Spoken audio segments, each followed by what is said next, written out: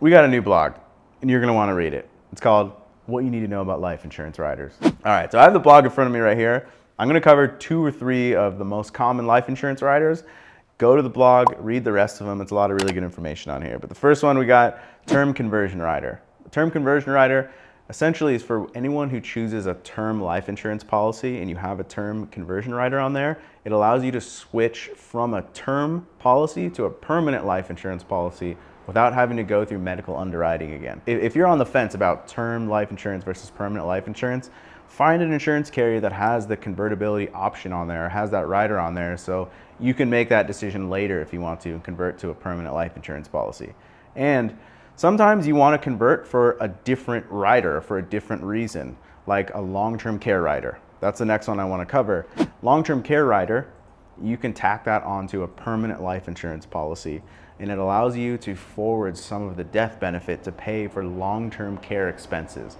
And essentially, if you're unable to perform 2 of your 6 activities of daily living, like bathing, dressing, using the toilet, incontinence, eating, transferring, then if you're not able to perform 2 of those activities of daily living, then you can trigger a long-term care rider, and it will forward, let's just say, in some cases, 2 or 4% of the death benefit as a monthly income to pay for long-term care in a nursing home or home health care.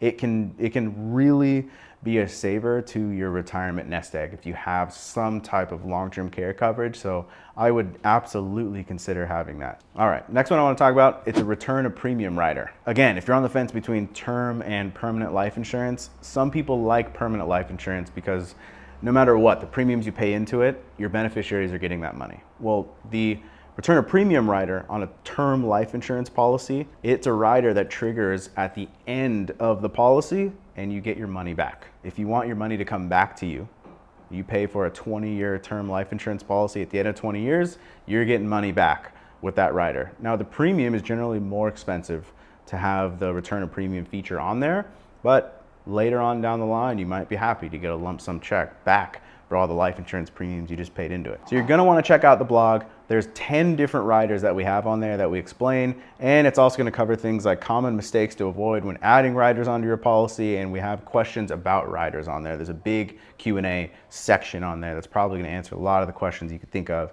right now while you're watching this video.